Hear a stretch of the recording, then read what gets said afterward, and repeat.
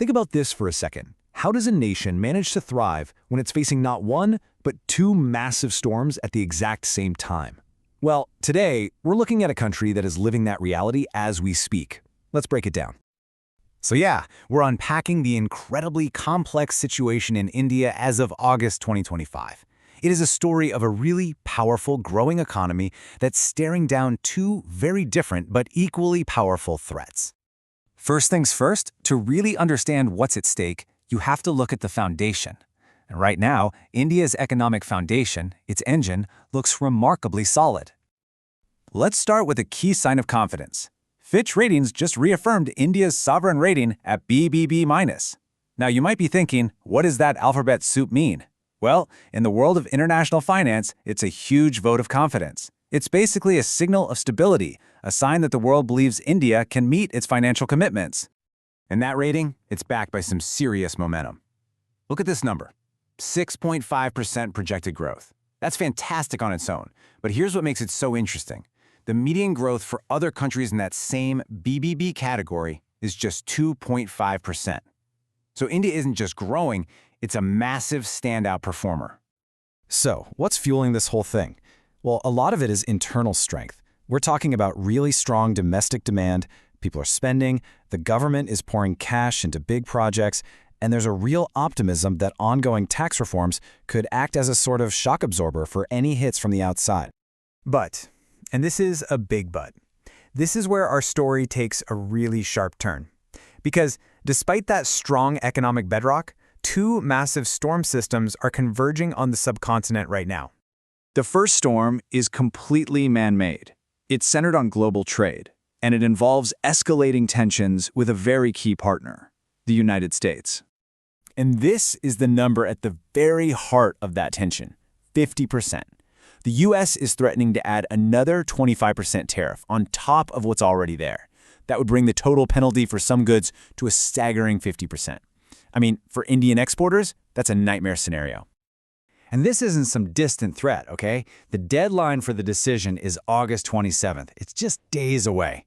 As you can imagine, financial markets are completely on edge. Investors are holding their breath. It's a really charged and uncertain atmosphere. So as that geopolitical storm is brewing, a literal one is making its presence felt in a huge way. The annual monsoon season has intensified, bringing absolutely torrential rainfall and widespread flood alerts. And just look at this list. This really drives home the sheer scale of what's happening. This is not a localized weather pattern. The India Meteorological Department has issued alerts for regions spanning the entire country, from the capital Delhi to the financial hub of Mumbai, and all the way across states from the west to the northeast. It's enormous. But, right in the middle of this natural crisis, a truly remarkable story is unfolding. It's a moment of totally unexpected diplomacy that just cuts through years of tension. To get why this is such a big deal, you have to remember the context. Tensions with Pakistan have been extremely high, especially after missile strikes earlier this year.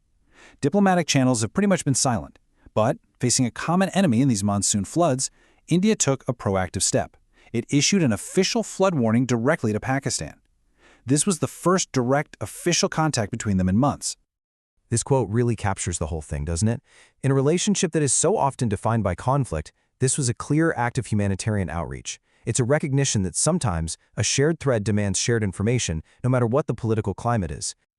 Now, while those two major storms are dominating all the headlines, there's a third kind of turbulence, one of innovation and regulation, that's quietly shaping what's coming next just beneath the surface.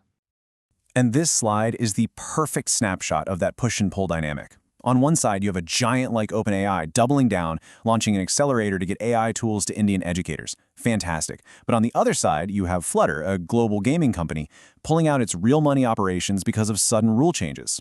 It just shows you it's a landscape of immense opportunity and, at the same time, unpredictable risk. So when we pull back, the whole picture becomes clear. What you see is a nation that is really defined by this tension. This powerful, resilient domestic economy getting tested simultaneously by the unpredictable forces of global politics and the raw power of nature. And that leaves us with the central question for India's future, right? Its strong economy is the anchor in the storm. But will that anchor be enough to hold steady as it navigates the incredibly turbulent waters of a shifting global order and a changing climate? That is the challenge that lies ahead.